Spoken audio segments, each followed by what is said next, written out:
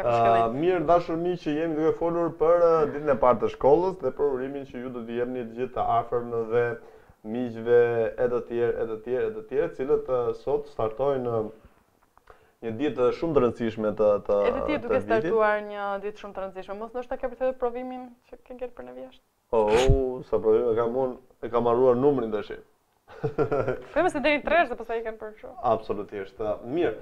Na shkruajnë në adresën tonë në Facebook, emisioni Mëngjesit së Bardhë në Zjarr Televizion, si dhe mund të kontaktoni në 044 50 15 20 për të bërë pjesë aktive dhe drejt për drejt emisionit tonë. Por në fakt edhe unë do doja të uroja gjithë nipave dhe mbesave të mi që Gëzuar ditën e kopshtit. Po, jo, të shkollës. Se sot ata do të thënë shkojnë të parë në shkollë. E kanë lënë në kopshtin për të shkuar në shkollë. Shumë bukur. Kam të rritur nipat, kështu që do të kishit vegjël, pas ke ngel der. Kam të vegjël dhe të rritur, kështu që ju uroj suksese. Jo vetëm atyre, po gjithë atyre që kanë startuar ditën e shkollës për të vitin ri shkollor. Shumë bukur, shumë bukur. Unë nuk është se kam ndonjë personazh të veçantë në fakt që siç e keni vënë re, unë jam shumë kështu fiu vetëm për veten time. Tralala. Hajde më kuna dhe ja. Ja sha. Edhe kjo është e gjitha, ndërsa për sa i përket gjithë atyre që kanë startuar shkollën sot, ju uroj sinqerisht një vit shumë të mbar, megjithatë do doja një mesazh sensibilizues për gjithë ata të cilët janë në shkollën e mesme dhe që kanë 3 vite apo kryesisht edhe për maturantët që duhet ta marrin me shumë seriozitet shkollën. Me të vërtet gjimnazi ka 3 vitet më të bukura të jetës. Në fakt maturantët po morën në maturë seriozisht, është çik problem. Është një periudhë shumë e bukur për gjithë. Normalisht aventurat kanë pjesën e tyre dhe nuk i shmangim dot, sepse jemi gjithë koshient kemi kaluar këtë pjesë, por ama në momentin që një nxënës është i përgatitur, nuk e di nëse ty të kanë dot më njëherë, por unë e di shumë mirë se do thotë kjo pjesë. Shkon ngrihet në mëngjes, shkon me vetbesim të plot në shkollë edhe nuk e ka problem për shembull që apo bora matematikës nuk kam mësuar apo bora tjetër, po ja isha për të ngritur, po unë s'kam lexuar e kështu. Në momentin që nxënësit shkojnë të përgatitur, janë goxha të plotësuar. Kështu. Fizikisht, pastaj edhe mendorish çdo gjë që është aty është gallat, është duke u qeshur. Prandaj edhe më shumë kënaqen nxënësit që janë mirë me mësime. Ata që janë mirë me mësime, ata kënaqen edhe më shumë. Si s'kan çon pasi. Por, tamam. Por një nxënës i mirë është gjithmonë ai shembulli pozitiv që bravo i qoftë, i ka të gjitha notat e mira, madje edhe mësuesit ndodh gjithmonë. Ma më ka ndodhur.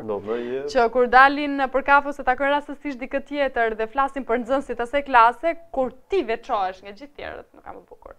Kështu që këto lloj pikësh pozitive duhet të fitoni në shkollë, pastaj pjesa tjetër për t'u argëtuar dhe për kafe, nuk ngel asnjëherë mbrapa, ju keni kohë për ta bërë edhe këtë pjesë, por duhet keni parasysh që mësimet janë parsorë. Po aty, po kur të duhen 23 orë për shkak për të pirë kafe. Po nuk e tru kështu, ti lexon edhe ato nuk futen tru. Çfarë ti bësh? S'ke ç'i bën, nuk e ç'i bën. Edhe njëherë që e merr ti seriozisht, jo më vlla, hiç që të ka shkruar. Duhet ta mbash një. Të ka ardhur një mesazh shumë i rëndësishëm në Facebook ato ti. Duhet ta mbash një dorë këtu, që të hyjë këtej dhe mos të kem nga dalë. More veshti që ishte ndar ajo me atë mos që nda këta dy fleri mësimet. Nuk shtyhet. Nuk shtyhet, ajo. Ç'më the, shoqë që ngra buk të paktën. Po pra, ose ai që i dërgon asaj një mesazh, siç jam ka shkruar shoqata e ngushtë, ua, çelpsira. Edhe sot që kisha vendosur unë për të mësuar, do merr me këtë ignorantin, ja tregoj kësaj, shif çka kam për të bërë unë kësaj. Absolutisht. Me këto merruni se keni përfituar shumë. Jo, e mira është që këta të mbyllin Facebook-ët, ose ministria të marrë një vendim. Unë them kështu, nga 5 Facebook që keni, mbyllini 4. Po pra, mbani një për përdorim vetjak. Se sigur nga 10 minuta t'i hapësh ata ikën 50 minuta, kështu. 10 minuta thua ti, edhe e mendon me mendjeta dhe 10 minuta se pa dashur ka kaluar 2 orë tek i pari, 3 orë tek i dyti dhe pastaj ti ke ngel pas. Pastaj okay, jemi shumë në rregull, mbaruam, kështu që edhe kaloi orari. Ti shkon në mësim dhe profesori që thot 1 2 3, fillo. Po the thotë. Po pra. Shpresojmë që situata të ndryshojë për mirë, në fakt ka dhe nxënës që mësojnë edhe ditët e sotme. Por që e përgjithshmja është që kanë më shumë probleme, domethënë me këto pjesën e internetit, selfieve, Instagramit etj. Kështu që mirë është që këto të lihen pak pas dore dhe të merresh pak më shumë me shkollën.